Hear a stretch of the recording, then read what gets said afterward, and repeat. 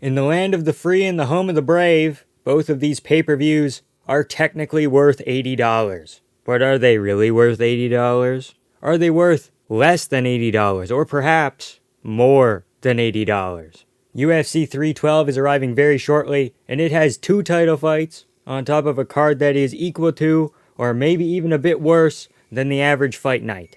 Now obviously comparing any card to UFC 300 or UFC 308 will make it look bad. So let's take a look at a more recent card, UFC 305. One of the excuses made for this card is that a lot of fighters don't want to fight in Australia. Well, let's take a look at this. UFC 305 had 1 champion, 1 former champion, 7 ranked fighters, 2 formerly ranked fighters, and 13 unranked fighters. There have been better cards, there have been worse cards. Then we take a look at UFC 312. There's a lot of similarities here. Same country, same champion. We have 2 champions, 1 former champion, 1 ranked fighter, 3 formerly ranked fighters, and 17 unranked fighters. Even though it has more title fights, there are less meaningful ranked fights. Again, looking at UFC 305, Tai Tuivasa Rosenstrike is fun, and it kind of figures out the division a little bit. Kai France versus Steve Erceg was a number 1 contendership fight. Mateus Gamrot versus Dan Hooker was almost a number 1 contendership fight if Mateus would have won. Dan Hooker won, now he's 1 fight away from a title shot.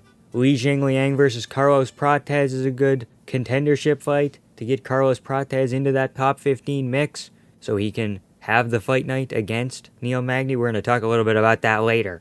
The entire main card is filled with ranked, or formerly ranked, or soon-to-be ranked fighters. And UFC 312 is just too top-heavy, right? We look at the 2 title fights. The challengers are a former champion and a number 1 contender? Number 2 contender? I'm going to say number 1 contender because it sounds better. If we want to get real conspiratorial, I think that the UFC purposefully just held off on this card, put things other places because they knew it already wasn't going to sell a whole lot of pay-per-views. The elephant in the room for me is Zhang Weili. I like her. I think she's one of the few entertaining women's fighters. She's actually technical, right? You look at some people even in the rankings in that same division, Mackenzie Dern at number 6. She has been in the UFC since 2018, and she cannot throw a punch correctly. She still throws punches like a girl. She is a professional fighter, and she throws punches like I've seen 13-year-olds throw equivalent punches, but it doesn't get any better. Women cap out at like 13 when they're throwing punches. It's crazy. But back to Zhang Weili. As much as I think her versus Tatiana Suarez is an interesting stylistic matchup, and probably the toughest test in that division for her, to borrow from Colby Covington, they couldn't draw money with a white piece of paper and a green crayon. I looked high and low, and I can't find the pay-per-view prices in China. So if I have any Chinese fans, I'd greatly appreciate that info. So converting some of the numbers to USD, comparable countries to China, could be like India or Hong Kong. So we're sitting at like $15 to $30. But are the Chinese people going to buy a pay-per-view for a female fighter? I don't know how progressive the culture is in China, okay? Ask Izzy. I was looking back at fight nights from last year just to do research for a couple other cards, and feel free to call me out of my bullshit here, but I think that purely based on name value, the Magny vs. Prates fight night from November 9th is a better card than UFC 312.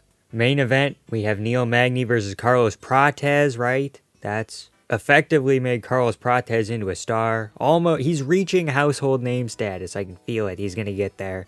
Meerschaert versus Rainer de Ridder, his debut in the UFC. That was kind of a big moment. Jillian Robertson's a ranked women's fighter. Cody Garbrandt was supposed to be on this card. Karolina Kovacevic. Matthew Semmelsberger, Charles Radke. You know, if that was a fight on the Australia card, that would be on the main card. Cody Stamann, Damon Blackshear, Trayshawn Gore, Antonio Tricoli. Right, like these are some people with some name value.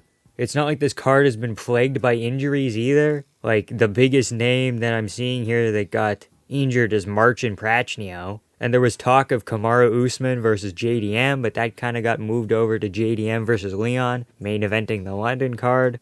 So we can't even say that, like, UFC 311, for example, was kind of sabotaged because we didn't get Arman Islam 2, and that was probably going to be a high-level fight. A little bit more high-level than Moicano versus Makhachev. No shade to Moicano, though. He did good on a day, 2 days notice, right? So, but it's not even like that. There was no plan for this card.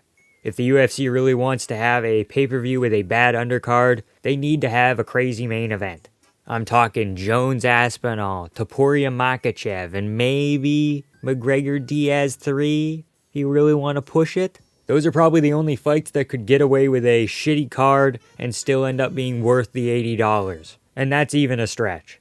There was also a point in time where they would saddle McGregor with some horrid cards and still get away with it. McGregor versus Poirier 2 had Chandler versus Hooker as the co-main. Okay, that's pretty good. And then there's a steep fall-off.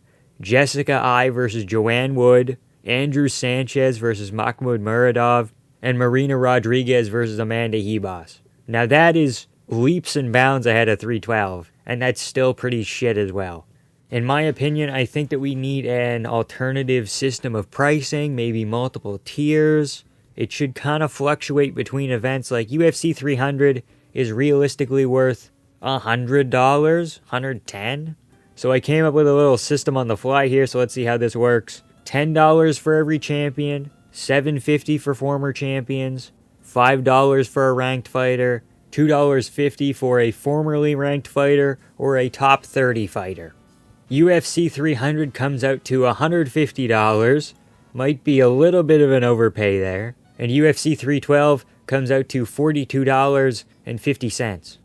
Okay, so obviously this system is flawed, but we need something. Some sort of tiered system as well as reasoning behind the tiers. Dana White could just pop out of a bush and he'd be like, actually this card's worth $90 because fucking my favorite little Bo Nickal's on the card, you know? But there has to be specific guidelines that we can hold them accountable to. I think if I had the choice in the matter, at most, I would pay $60 for UFC 312, but $80 is like half a tank of gas, or 3 air fryers, or 30 minutes with a cheap hooker, right? Like, the value of my dollar. Oh no, I'm realizing in real time as I'm just finishing up recording right here, I'm a moron. That's not how pay-per-views are priced at all. Pay-per-views, you're paying $80 for the 5 fights at the top. No, the whole card is like $10 with ESPN Plus, and another $10 with Fight Pass. Maybe they're both $15 now. $30 for the bottom portion of the card. We're paying, it's even worse now. Paying $80 for 5 fights. They better be if I'm paying $80 for 5 fights, they better all be worth it. You know, if I'm paying, I can't do math, it's like $15 per fight. 80 divided by 5.